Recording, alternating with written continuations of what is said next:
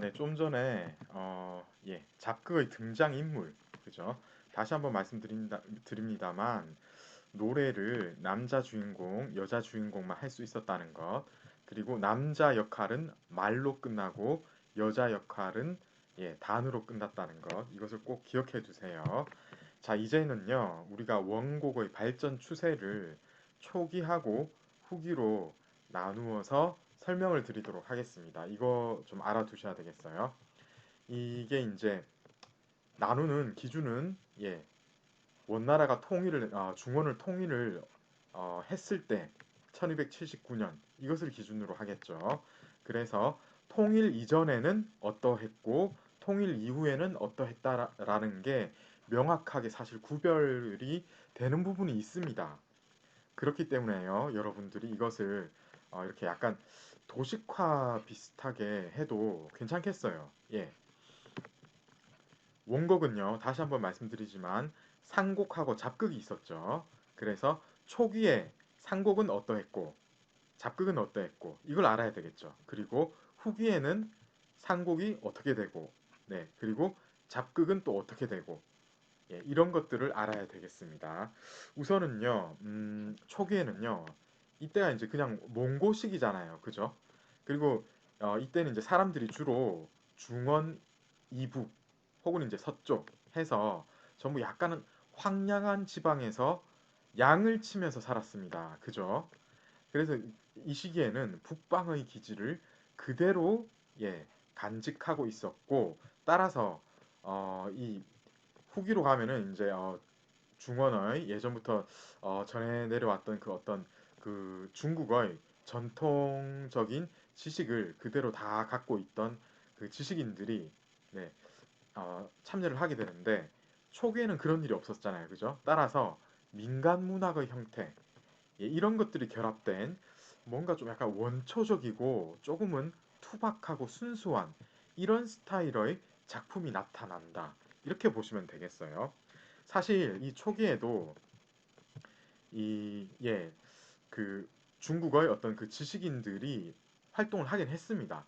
그렇지만요, 이 후기에는, 대다수가 이제, 중국의 어떤 전통적인 그 지식인들의, 지식인 출신이라고 해야 되는 사람들에 의해서 주도가 되는 경향이 있었던 반면에, 이 초기에는 몇 사람에 의해서 좌우가 되거든요. 그 몇 사람이 주로 이제, 지식인이긴 했는데, 뭔가 이제 깎고 다듬는 이런 스타일을 선호하진 않았기 때문에 그 당시 이 그대로 그 대중들에 의해서 쓰여졌던 그 백화 북방의 백화의 어떤 그런 특징이 많이 담긴 이런 문학을 추구했습니다. 따라서 상곡은 어떠했고 작극은 어떠했는지를 보면은요, 이 북방의 어떤 성격이 많이 반영이 되었다라고 봐야 되거든요. 따라서 이제 상곡을 보면요, 일단은 깎고 다듬은 흔적이 별로 없는 것들이 대부분이에요. 그래서 상대적으로 말해가지고 이 후기에 비하면은 소박하고 솔직하고 활발하고 그리고 이제 일반 일상생활 어투에 가까운 백화의 표현이 계속 등장을 하게 되는 이런 스타일의 문학을 추구를 했습니다. 그렇다면 후기는 소박하지 않고 화려하고 솔직하지 않고 그럼 뭐 거짓말하고 이런 건가요? 그런 건 아니고요. 좀 말을 다르게 합니다. 어떻게 합니까 우리는? 우아한 스타일. 우아해지고 문장은 깎고 다듬어졌다. 사실은요. 문장을 깎고 다듬으면은 솔직하지 않고 조금 거짓말이 보태어진다. 그러니까 과장된 그런 어떤 수사법을 그리고 표현법을 동원을 해야지만 이렇게 나오는 거잖아요. 그래서 어떻게 보면은 거짓말이라고 할 수도 있는 거예요. 그래서 사실은 이 솔직하다 이거하고 반대말을 거짓부렁을 썼다. 뭐 이렇게 너무 노골적으로 받아들이기보다는 우아하고 깎고 다듬은 문장 따라서 약간 과장적이고 화려한 문장을 썼다. 그게 이제 솔직함과 좀 반대되는 느낌이 딱 들잖아요. 그죠? 그렇게 했다라고 보시면 되겠고요. 자, 그리고 여기는 이제 아무래도 활발한 표현, 그러니까 기운찬 그런 느낌이 많거든요. 정 어떤 그 솔직한 감정이 툭툭 터지듯이 예, 이렇게 묘사가 되는데요. 여기서는 어떻습니까? 우아하게 해야 되기 때문에 조금 그런 것들이 예, 없어요. 따라서 경우에 따라서는 부자연스럽고 생기도 상실된 것 같은 그런 느낌을 좀 주는 작품 경향으로 바뀌게 되는 게 좀 있긴 있습니다. 자, 이렇게 해서요, 여러분. 어떤 원곡의 상곡하고 잡극 두 가지 장르 중에서 상곡의 초기하고 후기의 다른 점에 대한 설명을 마치고요. 이제 이 잡극에 대한 설명도 좀 드려야 되겠어요. 이 상곡하고 잡극은 사실상 큰 차이는 없는데 어떤 차이가 있다고 했죠? 상곡은 주로 이제 짧은 곡, 소령이거나 좀 길어지면은 대과곡이나 대곡 혹은 투수 이렇게 해서 곡 위주로 그죠? 그래서 잡극도 사실상 비슷합니다. 예. 여기에다가 동작과 예, 그리고 대화가 조금 가미가 되면은 그리고 길이가 길어지면 바로 상곡의 확장된 형태 그렇게 보시면 되거든요. 그래서 이 상곡의 초기의 특징과도 거의 비슷한 이야기가 여기 예, 재현되고 있습니다. 반복되고 있다고 봐도 돼요. 그래서 표현 자체가 소박하고 솔직한 거죠. 잡극도 상곡처럼요. 그리고요, 이 백화의 표현을 많이 상곡에서 쓰거든요. 따라서 이 작극도 보면요. 북방의 구어나 방언들 그리고 외부적인 표현 그러니까 중국의 그 한족이 쓰는 그런 언어하고는 조금 다른 것들이 가미가 되어 가지고 예 이게 무엇입니까? 그러니까 몽고족들의 어떤 언어의 그 흔적이라고 보시면 되겠죠. 그래서 이 언어 자체가 예 조금은 현실에서 많이 쓰이는 것들이 굉장히 지금 위주가 되어서 작극이 이루어졌다라고 봐야 되겠고요. 그리고요, 이 작극의 주제 자체도 보면은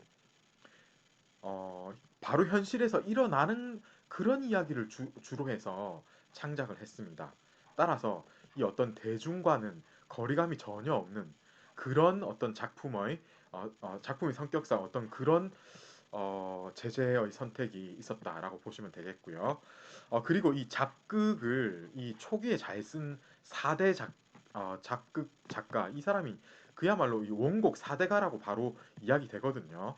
관왕경 오늘 이야기하는 작가 중에 제일 중요하기 때문에 제가 이제 이렇게 이제 밑줄까지 쳤는데요. 관왕경이 중요하고요. 특히 이제 상곡하면은 이 관왕경 얘기를 해야 됩니다.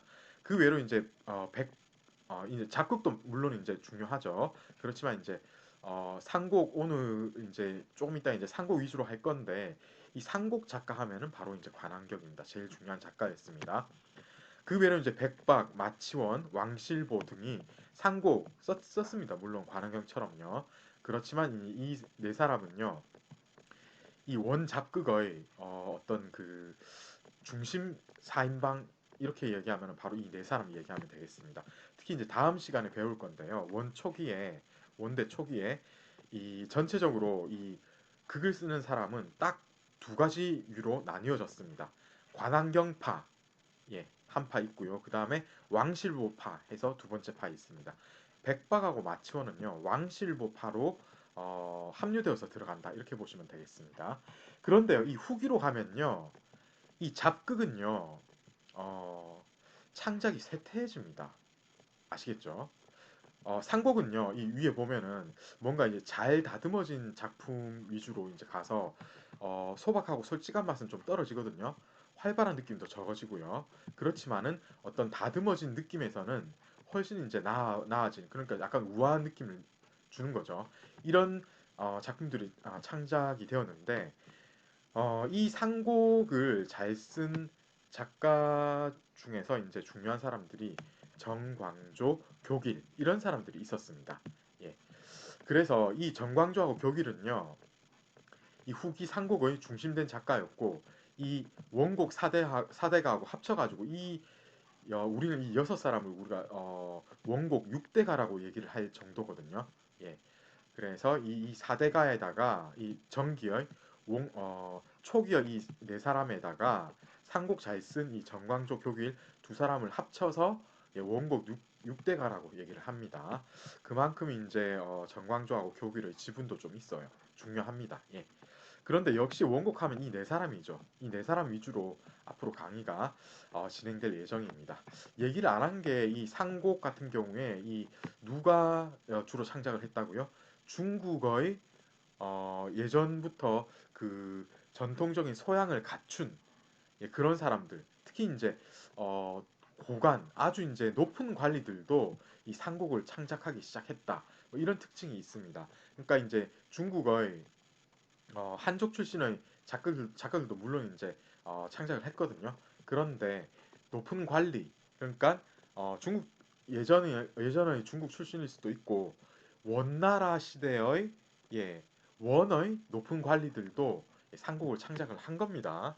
이 사람들이요, 어떤 중국의 전통적인 문화에 관심을 가지면서 이 사람들이 쓴 작품도 이제 약간 그 옛날 중국식 문학하고 가까워지는 이런 형태를 보이게 되었다. 이렇게 보시면 되겠어요. 다시 한번 말씀드립니다만 이 후기로 가면은 몽고의 지식인 그리고 중국 한족 지식인들이 같이 이제 상곡 특히 이제 잡극은요 쇠퇴하게 되는데 상곡면에서는 활발한 면이나 어떤 소박 솔직한 면에서는 떨어질지언정 그 어떤 우아함이나 이런 스타일로 본다면은 오히려 초기보다 나은 그런 작품을 생산했다. 이렇게 보셔야 되겠어요. 자, 여러분 이런 식으로요. 이 원곡은요.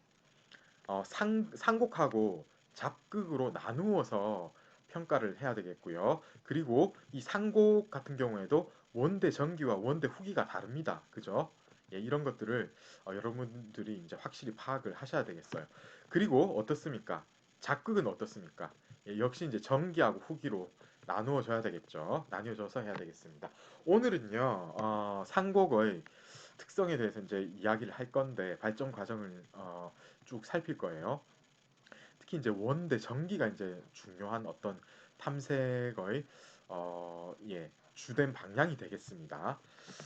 자, 이제요, 여러분 이 원곡 중에서 상곡, 전기 상곡 작가 중에서 제일 유명한 사람은 누구라고요? 관왕경이죠. 예, 관왕경은요 대도 출신이었습니다. 여기 바로 이제 원나라 수도잖아요, 그죠? 예, 온갖 이 사람이 그 어떤 그 생평에 대해서는 알려진 바가 많지 않은데요. 이 사람 스스로의 작품에서 좀 드러난 게 있어요.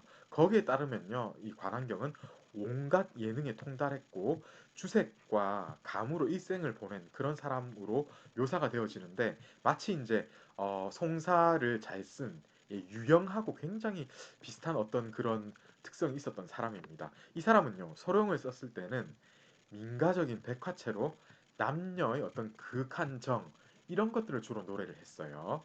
좀 이따 이제 살펴보겠습니다. 그런데 이제 투수로 가면요, 좀 더 다듬어진 아름다운 그런 형태로 발전을 시킨 그런 모습이 드러납니다. 그런데요, 좀 이 투수가 좀 이런 식으로 다듬어진 성격이라고 하더라도 마치 소령처럼 생기 있고 자연스러운 어떤 표현이 그대로 이제 담보가 되고 있어서 이 사람이 그 투수는 조금 이제 특이하고 그죠? 보통 좀 다듬어서 쓰게 되면 특히 이제 후기의 상곡 가잖아요. 그러면은 생기 있고 자연스러운 표현 아니거든요, 그죠? 그 반대 되는 뭔가 우아하고 조금 이제 다듬어진 그렇지만은 생기가 떨어진 부자연스러운 표현이 많이 등장하는 이렇게 되는 거잖아요. 그런데 이거는 좀 특이합니다. 그죠? 아마 원대 정기의 인물이었기 때문에 그런 경향이 조금 있었던 것 같습니다. 자, 여러분 이제 관환경의 작품을 한번 소령 짧은 거 하나 그리고 투수 길게 이어지는 거 선녀조의 투수 이런 것들을 한번 봐야 되겠습니다.